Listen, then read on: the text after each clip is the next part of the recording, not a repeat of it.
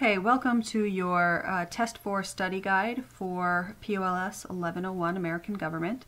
A few notes before we get started here. Make sure that you review the chapters associated with this test in your Hyatt textbook. And of course, you can find your constitutional amendments in your CQ Guide to the Constitution as well. As far as the landmark Supreme Court cases are concerned, that was something we only went over in class. There was no reading assignment with that, so you'll want to make sure that if you missed that class, you get with somebody who was able to attend. The first section that you'll want to make sure you know is all of your constitutional amendments and the civil liberties afforded to you through those constitutional amendments. Of course, we talked about the Bill of Rights, the first 10 amendments to the Constitution, as well as the 13th, 14th, 15th, the 18th and 21st, which are related, the 19th and the 26th. Keep in mind as you're studying these that the 4th, 5th, and 6th amendments are associated with one another and that they all deal with rights or civil liberties given to people who are accused of a crime, so those are criminal cases. 7 is tangentially related to those, though it deals with civil cases. And then of course 13, 14, and 15 are related. 18 and 21 are related as well, so make sure you learn those as little groups. And what you're looking for is the basic civil liberties that each of these afford to us. For instance, if I were to say, which of these constitutional amendments deals with cruel and unusual punishment? That might be a question you would see on the test, and you would say, well, that's going to be the 8th Amendment, of course.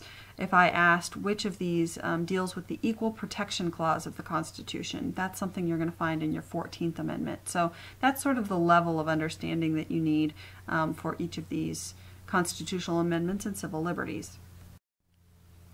The landmark Supreme Court cases that we went over in class the other day include Dred Scott v. Sanford, Plessy v. Ferguson, Brown v. Board of Education, Korematsu v. U.S., Miranda v. Arizona, Roe v. Wade, Regents of the University of California v. Bakke, and Texas v. Johnson. Now, in each of these cases, you need to know the substantive outcome. So, for instance, you should know that during the time period, the Supreme Court ruled that slaves and African Americans hold no citizenship rights and therefore cannot bring a case to the court, and that was found in Dred Scott v. Sanford. Then for Plessy v. Ferguson, for instance, you would want to know that the outcome of that case was that the Supreme Court ruled that so long as facilities are equal, to have them separate is fine, and that's the separate but equal doctrine. Of course, that separate but equal doctrine was overturned in Brown v. Board of Education. The Korematsu case, of course, deals with the Fifth Amendment rights to life, liberty, and property. Miranda v. Arizona deals with our Fifth and Sixth Amendment rights to our rights to an attorney and our rights to remain silent. The Roe v. Wade case, of course, deals with privacy and how privacy has been interpreted through the Constitution, particularly through the 9th Amendment. The Regents of the University of California v. Bakke, this is the affirmative action case, which deals with reverse discrimination specifically. And Texas v. Johnson was a First Amendment case in which the freedom of expression was challenged. All right, so perhaps the biggest chunk that I've included on your study guide here is the equality section. And the reason I'm so specific on this is because we did not talk about this section in class. You did this on your own, and so you'll need to make sure that you've done the reading very thoroughly so that you understand each of these bullet points clearly going into test time. So starting out, what are the Freedom Amendments? Quite simply, the Freedom Amendments include the 13th, 14th, and 15th, so you'll want to review exactly what those Freedom Amendments do. What are Jim Crow laws? What are the examples and purpose? So some of the Jim Crow laws that were put into place include things like poll taxes, white primaries, the grandfather clause. Often students get a little confused about what the grandfather clause is. It doesn't mean that your grandfather voted. What the grandfather clause means is if you previously voted, they would allow you to vote in the next election even if you could not pay the poll tax or you could not pass the reading test or whatever the other Jim Crow law that they put into place was. So the grandfather clause grandfathers you into the elections process even if you can't follow the other rules. And of course this was meant to keep white men from, or I'm sorry, keep white men voting, not keep them from voting. The Civil Rights Act of 1964 had a lot of impacts, among them the creation of the Equal Employment Opportunity Commission. It dealt with racial quotas and racial discrimination, so you'll want to look at, I think there are 3 or 4 slides in that section and in that chapter that deal with the Civil Rights Act of 1964. So you'll want to know what this Civil Rights Act of 64 did.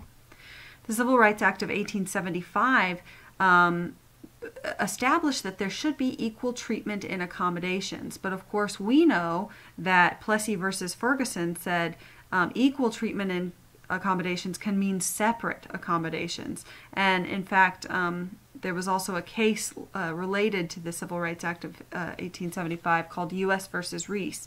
And in this case, it said that the 15th Amendment, which allows African Americans to vote, or rather allows or does not allow laws which keep you from voting based on your race. Now that case actually said even though we cannot keep African Americans from voting based on their race, it doesn't mean that we can't put other laws into place to keep them from voting, such as Jim Crow laws. So the U.S. versus Reese was where Jim Crow laws basically got their justification.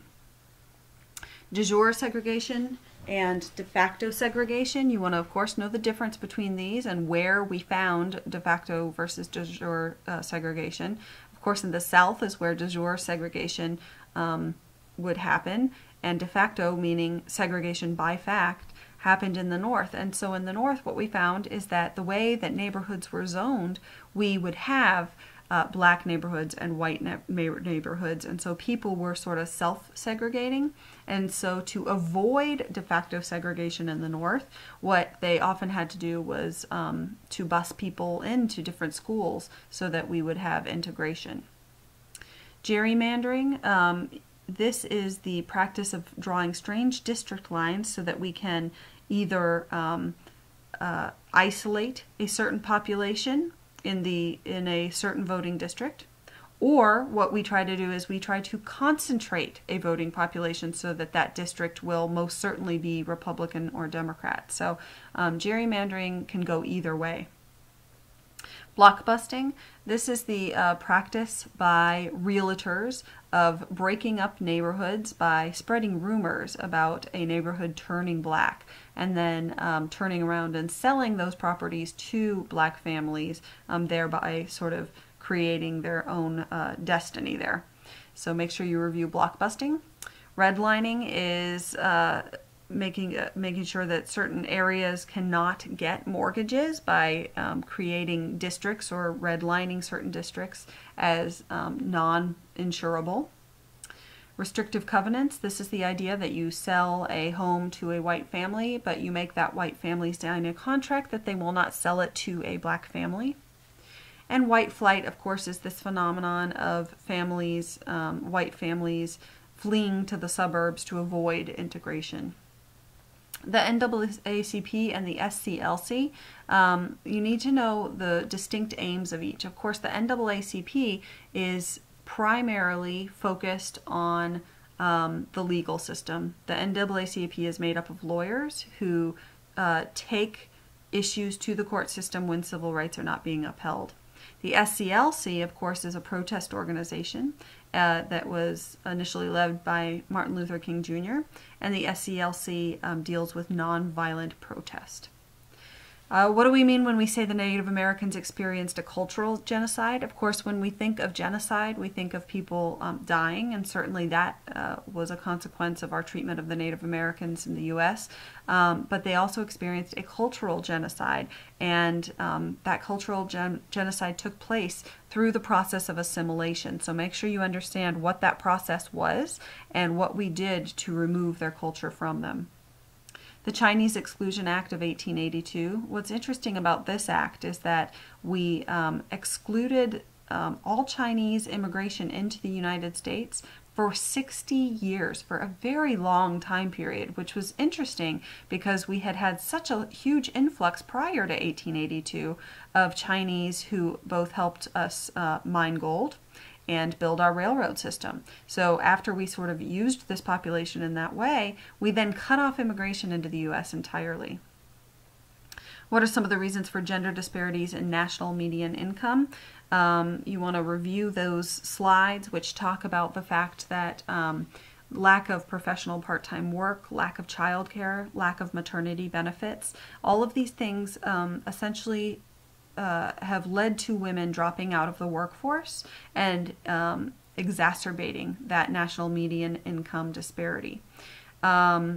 Now, what we find conversely is although women are dropping out of the workforce for reasons of child rearing, more women today are now graduating from higher education. So more women than men are graduating college today. So that's sort of an interesting trend despite this national median income disparity.